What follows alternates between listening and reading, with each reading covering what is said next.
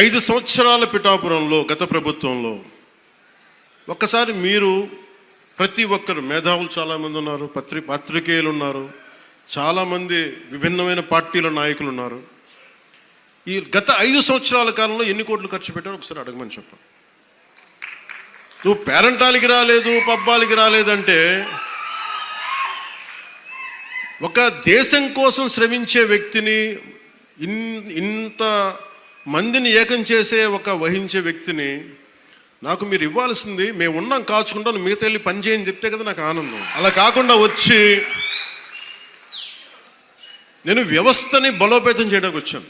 అంటే నా అవసరం లేని నిజమైన నాయకత్వం ఏంటి? నాయకుడు అవసరం లేకుండా పనులు జరిగిపోవాలి సింగపూర్ లాగా. అది కదా అభివృద్ధి అంటే.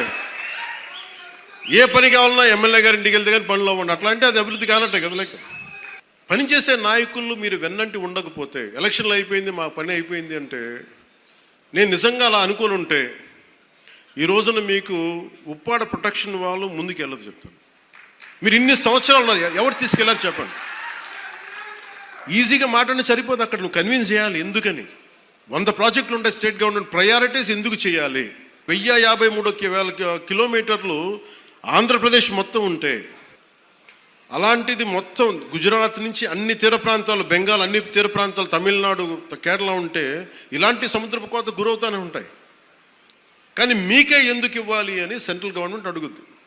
ప్రత్యేకత ఏంటి అని. అది మన కన్విన్సింగ్ ఆర్గ్యుమెంట్. ఎందుకు పనిచేస్తే నువ్వు దేశ నిర్మాణం కోసం పనిచేసేవాడివి, మనుషుల్ని విడగొట్టేవాడివి కాదు, నిలబెట్టేవాడివి, అండగా ఉండేవాడివి. ఇన్ని చూసిన తర్వాత దానికి తోడు హేతుగా చెప్పాలి, రేషనల్గా చెప్పాలి. ఎందుకు ఇది చేస్తున్నావు అంటే దానికి వాళ్ళు ఆలోచించి, లేదు ఇది బాగున్నాయని చెప్తారు. ఇంత కష్టం ఒకటి అచీవ్ చేయటం. ఈ మధ్యన చూస్తున్నారు, డోలీ ప్రాంతాల్లో ఒక 40 మంది ఉంటారు. 1 కోటి రూపాయలతో మనం ఒక 4,000 మంది 5,000 మంది ఉన్న ఒక పంచాయతీ ఖర్చు పెట్టడం వేరు. కేవలం 40 మంది ఉండే ఒక ట్రైబల్ పంచాయతీ ట్రైబల్ గ్రామానికి, ఒక చిన్న కుగ్రామానికి పెట్టడం చాలా కష్టం. దానికి ప్రత్యేకించి మన జేబులో డబ్బులు ఇట్లా కేంద్రం తాలూకు పాలసీ ఉంది, పథకం ఉంది, దానిని పెద్ద మనసుతో ఖర్చు పెట్టాలంతే. నేను చేస్తుంది అదే, కుంచుకుపోవట్ల, పెద్ద మనసుతో చేస్తున్నాం. అందువల్ల డోలీ మోతలు అంటే మనకు కనీసం కరెంటు ఉంది.